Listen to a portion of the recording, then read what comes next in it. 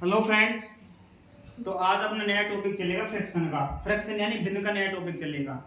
तो भिन्न बहुत इंपॉर्टेंट टॉपिक है रेलवे एग्जाम के लिए, एसएससी एग्जाम के लिए, कोई सी वनडे एग्जाम के लिए। इस टॉपिक से रिलेटेड क्वेश्चन आपको कोई ना कोई सी एग्जाम में आपको देखने को जरूर से जरूर मिलेगा, कोई सी शिफ्ट के अंदर।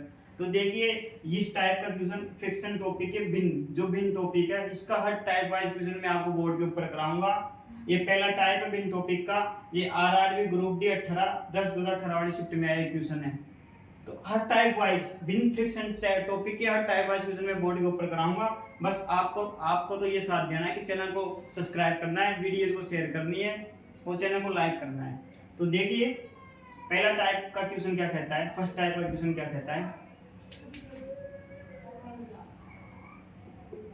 कि तपन, रवि और तिरसा ने एक केक आपस में बांटा। कि तपन है, रवि और तिरसा है जिन्होंने केक को आपस में बांटा है। तपन के पास इसका 1/4 हिस्सा है, तिरसा के पास इसका 2/3 भाग है और शेष भाग रवि के पास है। भैया ये केक था, देखिए केक था, ये क्या है, केक था। इस केक को 3 लोगों ने बांटा है। भाई तपन ने बांटा है, रवि ने बांटा है और त्रिशा ने बांटा है। तपन ने बांटा है, त्रिशा ने बांटा है और रवि ने बांटा है। समझे आप? तो तपन ने कितना हिस्सा बांटा है? तपन के पास इसका 1/4 भाग था। तपन के पास इसका 1/4 भाग था। समझे आप? तिरसा के पास इसका 2/3 भाग था। तिरसा के पास इसका 2/3 भाग था और शेष भाग रवि के पास था। समझे आप? शेष भाग रवि के पास था। तो क्वेश्चन पूछ रहा रवि के पास कितना हिस्सा था। समझे आप? इस केक का रवि के पास कितना हिस्सा है, क्वेश्चन ने पूछा है। समझे आप? हाँ। अब देखिए मैं आपको एक चीज बताता हूँ कि कोई भी टोटल चीज हो, टोटल सम हो, किसी भी चीज का टोटल सम हो, उसके लिए मान हमेशा एक ही मान के चलते हैं। ये पूरा सम हो, ये मान लो केक हो, कुछ भी चीज हो, कोई वस्तु हो, तो उसका टोटल सम कितना मानते हैं? फ्रिक्शन के अंदर एक मानते हैं अपन।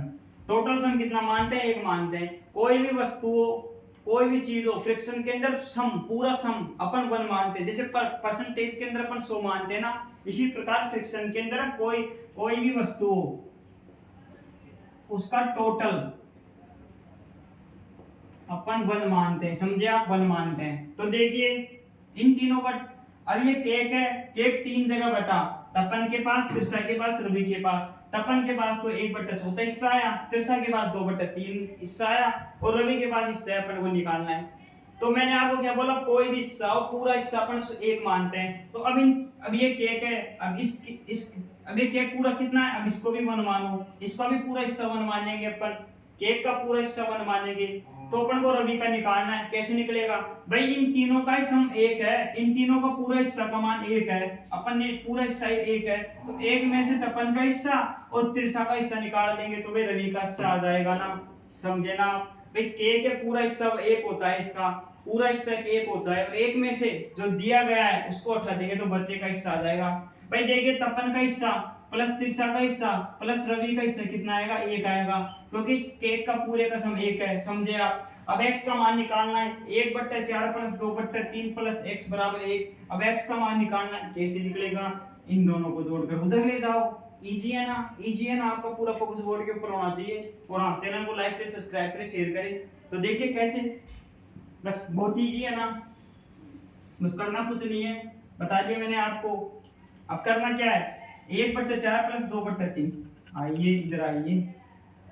अब 1/4 2/3 को जोड़ दो, 1/4 प्लस 2/3 प्लस 1 बराबर 1। समझे आप? अब इन दोनों को जोड़ो, कितना आएगा?